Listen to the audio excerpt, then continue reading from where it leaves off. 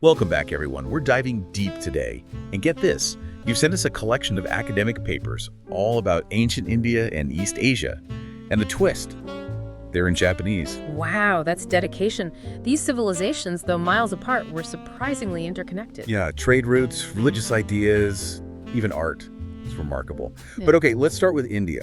The geography there is incredible, right? The Himalayas, the ocean, those powerful rivers, the Indus and the Ganges. Lifeblood, truly. Those rivers allowed agriculture, leading to complex societies. But the monsoon climate, essential for farming, but also floods could be devastating. It's all about balance, harnessing nature's power while respecting it. And speaking of ancient, along the Indus River, we find one of the earliest civilizations in India, the Indus Valley people, flourishing around 2300 BC. Mohenjo-daro and Harappa, think about those cities, advanced for their time, incredibly so. What blows my mind is their urban planning. Grid systems, drains, even public baths, things you wouldn't see elsewhere for centuries. But their script, it's a mystery, still undeciphered. So much of their culture remains hidden from us. It's like a puzzle with crucial pieces missing. Then boom, around 1500 BCE, the Aryans arrive, migrating into northwest India. They brought their language, beliefs, social structures, the whole shebang. Huge impact, that migration. They brought iron tools, revolutionizing agriculture, warfare, everything. But they also brought a social hierarchy that, well, it evolved into the caste system. A system, by the way, that still affects India today. Instead of just listing the four main varnas, which you likely already know, let's dive into the reality. Imagine being born into a jati, a group tied to a specific occupation. It dictates your status, even marriage, social mobility, forget about it. Makes you think about how ancient systems leave such a lasting impact. But amidst this, India experiences another transformation, a religious one this time. Buddhism and Jainism emerge, challenging the existing order, spiritually and socially. Think about it. Growing cities, changing dynamics, people questioning traditional beliefs. Siddhartha Gautama, the Buddha, he rejects the rigid caste system and all those elaborate Brahmanic rituals, offers a path to liberation through the Four Noble Truths and the Eightfold Path. What's fascinating is how these new faiths pushed Brahmanism to adapt, evolve. It's this dialogue that eventually births Hinduism as we know it. Not a clean break, more like an interplay of ideas, incredibly complex. The Upanishads, those philosophical texts within Brahmanism, they were crucial, exploring Brahman, the universal soul, and Atman, the individual one. So a shift inwards, focusing on the individual's spiritual quest, this interconnectedness of everything. Alongside these religious shifts, India sees its first major empire, the Mauryan Empire. Chandragupta Maurya, the founder, unified a huge chunk of India in the 4th century BCE. His grandson, Ashoka, now he's a figure who changed history. A ruthless conqueror at first, but after witnessing the horrors of war, he converted to Buddhism, embraced nonviolence. Radical change, that is. And he didn't just convert personally, he promoted Buddhism throughout the empire. Those edicts carved on rocks and pillars, spreading peace and compassion. Not just words, those edicts. A real shift in governing toward ethical leadership.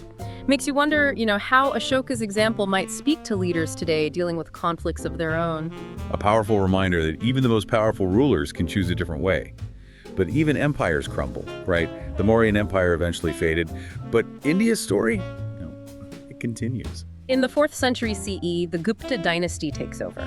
This period, often called a golden age of Indian culture, Hinduism, now focused on deities like Shiva and Vishnu, it takes on a more defined form. And talking about stories, this is when the epics, the Mahabharata and the Ramayana, become central to Hindu mythology. They're packed with adventure, moral dilemmas, deep insights into what it means to be human. Beyond religion, beyond mythology, the Guptas fostered this incredible flourishing of arts and sciences. Math, especially. The decimal system, the concept of zero, innovations that would have global impact eventually. Mind-blowing how those ancient ideas reached so far. But as Hinduism thrived, Buddhism in India, it gradually declined. It's a complex story, lots of factors involved. It shows, though, how religious ideas have this ebb and flow throughout history. Buddhism might have declined in India, but it took root elsewhere in Asia, flourished. So all this happening in northern India, what's going on down south? South India, its own path. Powerful kingdoms like the Chols, known for being amazing seafarers, their trade networks were vast. A maritime empire, truly. Their influence stretching across Southeast Asia and beyond. And with trade comes that cultural exchange, right? Tamil literature, it flourished during this time, deeply tied to the Bhakti movement, a devotional form of Hinduism that really spoke to the everyday person. Those poets, their verses, they express love and longing for the divine so beautifully. Politics, economics, and culture, all coming together in South India. Fascinating. And this is just the beginning. Yeah, we shift eastwards to ancient East Asia. Oh. Ready for another chapter in this grand story. Absolutely. All these connections we've uncovered already, it's like tracing the threads of this vast tapestry. How are these seemingly different cultures woven together? We're about to find out. All right, East Asia. We're talking mainly about China here, right? Another civilization shaped by its geography. Those massive rivers, the Yellow and the Yangtze, almost like arteries feeding ancient China. Exactly. Those river valleys were the birthplaces of Chinese civilization. Fertile land, perfect for agriculture, and that led to complex societies. But China's diverse too. You've got the Tibetan Plateau, the Gobi Desert, and that coastline stretching thousands of miles. So geographically diverse, and that's reflected in the different cultures and traditions that emerged there. Let's go way back. Before the dynasties, those early farming communities, the Yangshao and the Longshan cultures. You got it. These Neolithic cultures, thousands of years back, they laid the foundation for everything. The Yangshao, with their amazing painted pottery, they thrived along the Yellow River. Their pottery, it's like a window into their world, beliefs, art, you can see it all. And the Longshan, who came a little later, they're famous for their black pottery.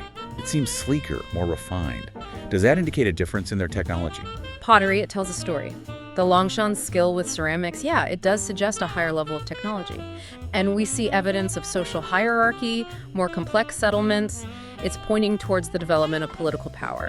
So from those early farmers, we eventually see the first dynasties, the Xia dynasty, legendary, shrouded in myth, and then the Shang dynasty, which really marks the beginning of China's Bronze Age.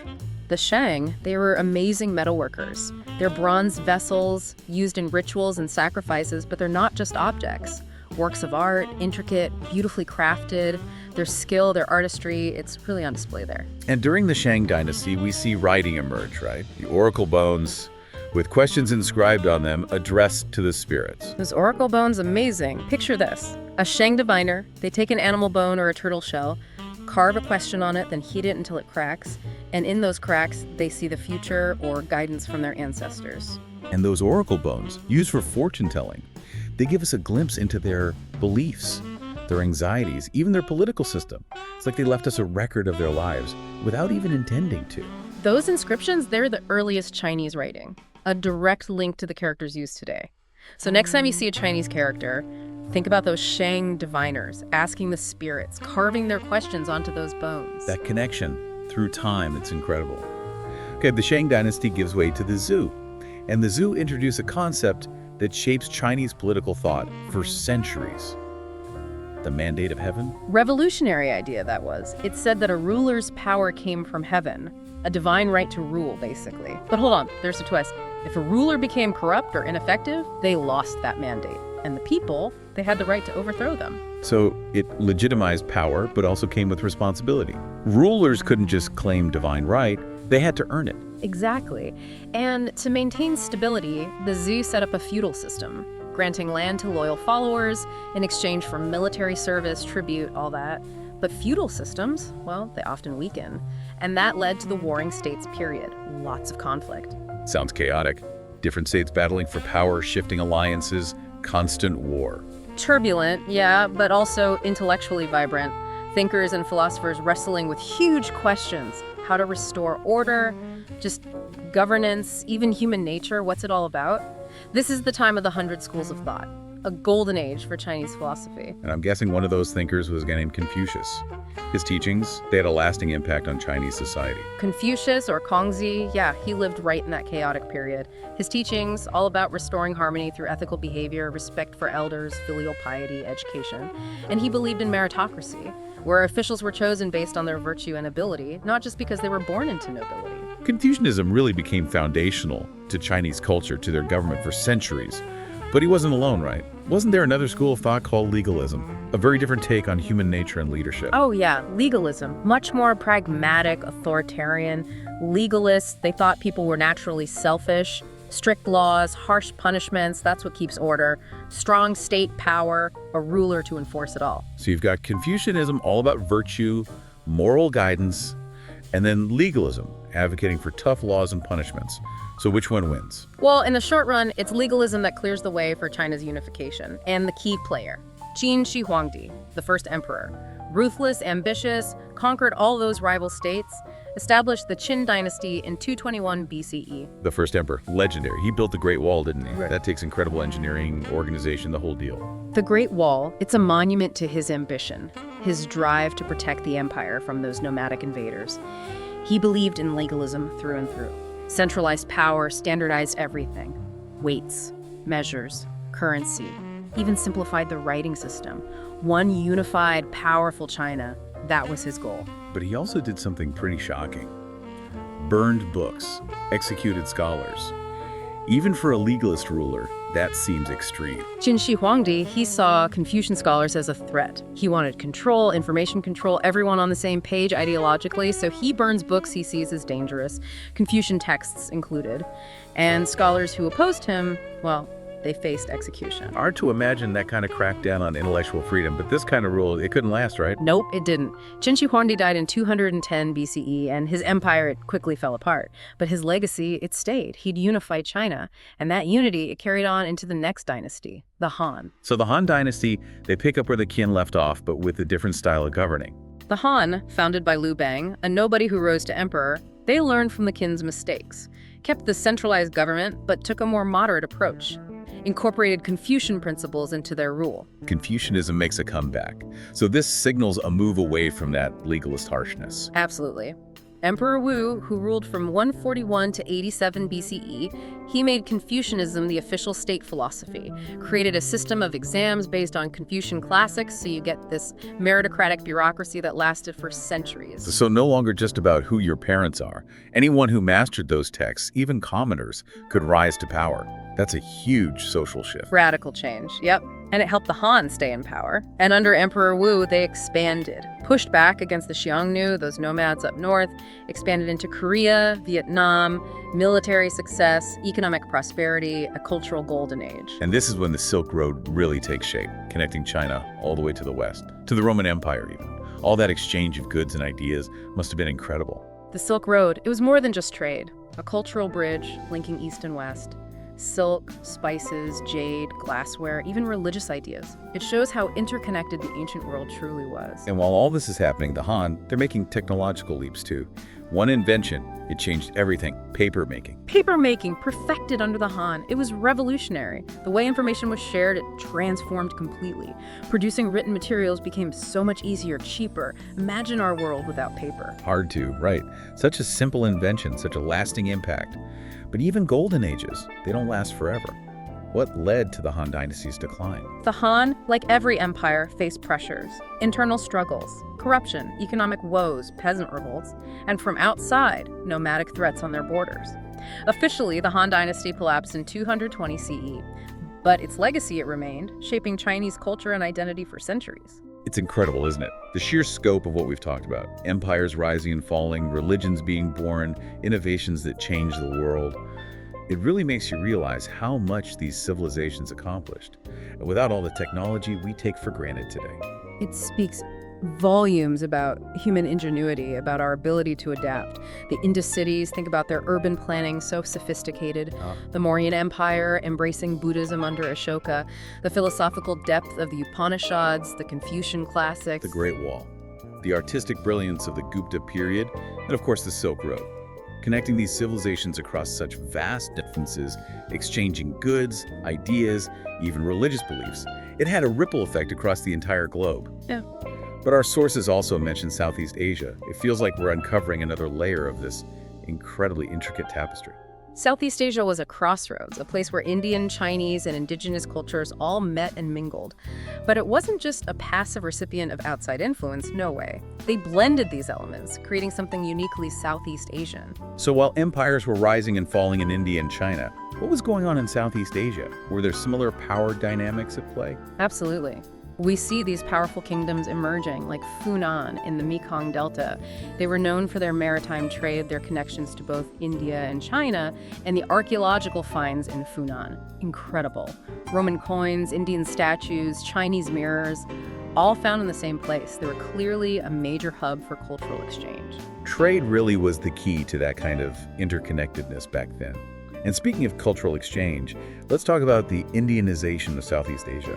The spread of Hinduism and Buddhism had a huge impact on the region, influencing art, architecture, even political systems. Think of Angkor Wat in Cambodia, a majestic temple complex originally Hindu but later converted to a Buddhist site, or Borobudur in Java, Indonesia, a marvel of Buddhist architecture. These monuments, they're not just beautiful, they're physical embodiments of how religious ideas traveled and were transformed. Like a domino effect. But instead of knocking things down, it's building up these incredible layers of culture and tradition. But it would be wrong to say Southeast Asia simply copied Indian or Chinese models, wouldn't it? Oh, absolutely. They weren't just mimicking, they were adapting, innovating, creating something distinct. Look at the Dong Son culture in Vietnam, for example, famous for their bronze drums. Their artistic style, it's so unique, and it predates major Indian or Chinese influence. That shows you the region's own creativity, its own spirit. Let's not forget how important maritime trade was to Southeast Asia. These weren't just land-based empires, they were seafaring societies, connecting across vast distances, exchanging goods, ideas, religions. It's remarkable. The Srivijaya Kingdom, based on Sumatra in Indonesia, is a great example. They controlled the Strait of Malacca, such a strategically important waterway. They became a major maritime power, facilitating this incredible flow of culture between India, China, and the rest of Southeast Asia. We've explored these incredible civilizations, their innovations, their religions, their art, their interconnectedness. It's really humbling to realize that so much of what we take for granted today has roots in these ancient cultures. And as we deal with the complexities of our own world, it's worth thinking about the lessons these civilizations offer. They face challenges to environmental, political, social. How did they respond? What can we learn from their successes and their failures?